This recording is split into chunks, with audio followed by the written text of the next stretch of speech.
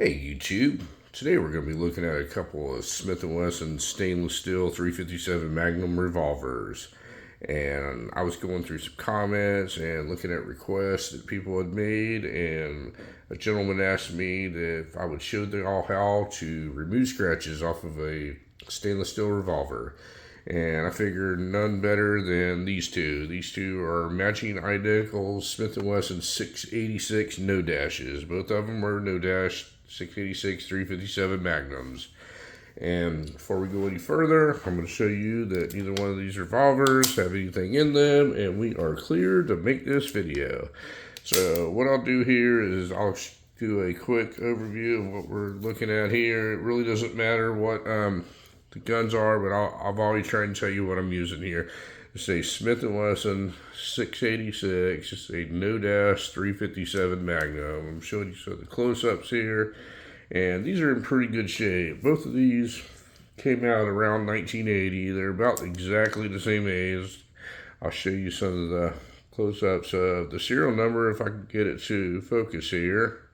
But anyway, there's 686 no dash. Both of them have action jobs on them. Both of them have the factory target grips on them, and both of them are in pretty good condition. This one here happens to be a 6-inch version, and I've had this one a lot longer than I've had the one I'm fixing to show you. They have serrations on the back, serrations on the hammers. They have a little bit of serrations on the top for glare. They have a red rip front sight, adjustable target sights with a white outline on it. 686 no dash 357 Magnum, very classic revolver. Second one I have here is the exact same gun in 4-inch. So this one I had a lot less time than I've had the one I just showed you.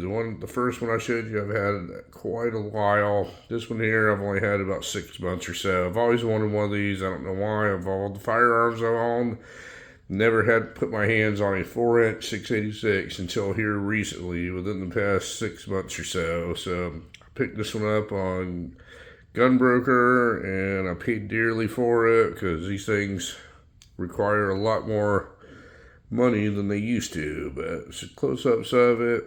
It says Smith&Wesson, and on the other side it says 357 Magnum. So the reason I'm making this video is I tend to lean more towards stainless steel revolvers than I do blued revolvers. And it's not that I don't like blued revolvers. I love them. I think they're gorgeous. But when you take these guns and you're going in and out of holsters and you're handling them and stuff, you're going to get scratches and stuff on your firearms, folks. And there's nothing wrong with that. Nothing at all. But if you're one of the people that likes your stuff to look really nice, if you have a blued gun, going in and out of holster, you're going to have a lot of muzzle wear right here. And especially if you look at this from the side view, the cylinder sticks out further than the frame. So you're going in and out, you're going to have all the high spots, you're going to get a little bit of wear on them.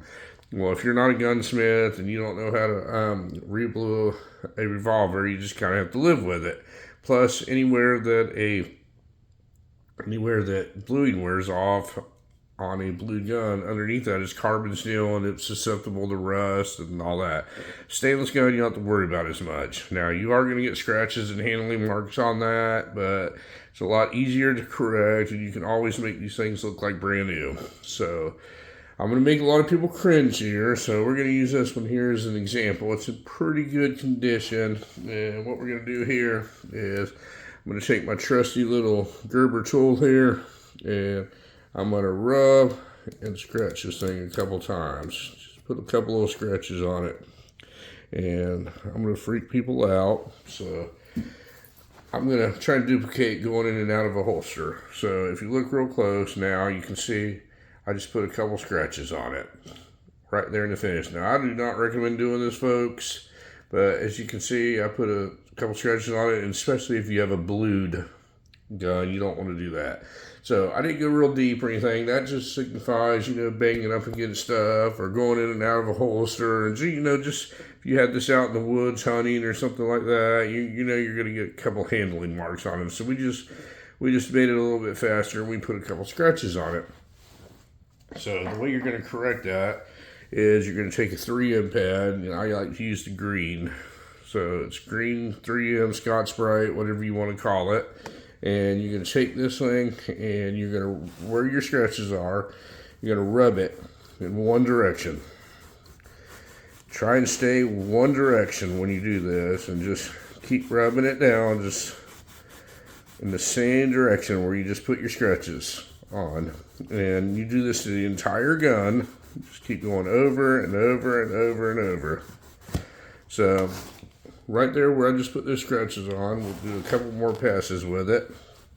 With this green 3M, if you start getting crazy and going in a whole bunch of different directions, folks, it's going to really look bad. So try and stay in one direction with it and just rub the scratches out. So once you do that, if you'll look up close here, can't really see the scratches anymore. Once you do that, and I'm just doing this as a very abbreviated. Once you do that, you take something very simple like this Never Dull here.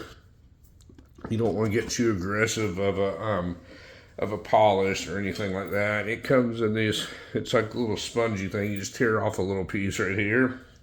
And the area that you just rubbed, you want to sit there and just blend this whole area right here.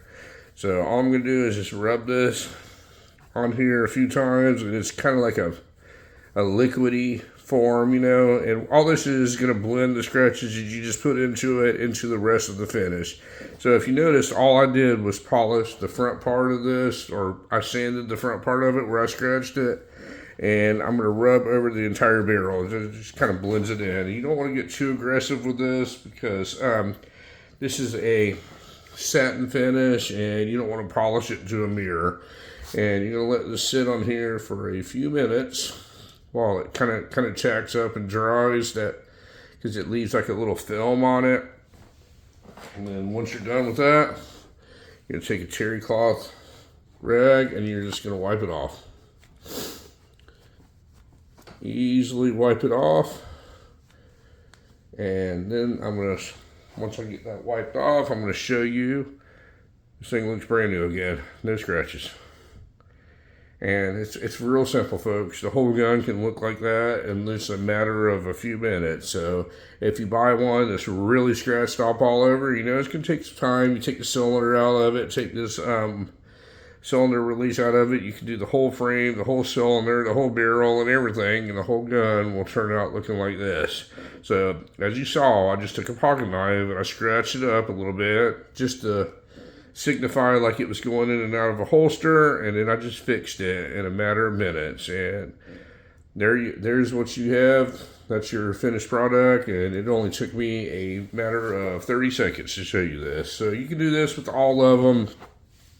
And anytime you go to the range or anything, you get a couple little scratches on them, just banging them together or banging them on the shooting table and stuff like that. I'm not telling you to abuse your stuff, folks, but I'm also not telling you to lock them up into a box and never use them. But when you do, a stainless revolver is a lot more forgiving than a blued revolver. And I had a request to show you this, and I hope this helps out a lot of people and gets people out to the range and gets people shooting. So anyway, folks, if you have any questions on how I did this, feel free to ask. I'm not an expert on restoring firearms or anything. All I'm going to do is give you some guidance and show you how to do some stuff to allow you to enjoy your stuff a little bit more. Thank you very much for watching my video today, and you folks have a great day.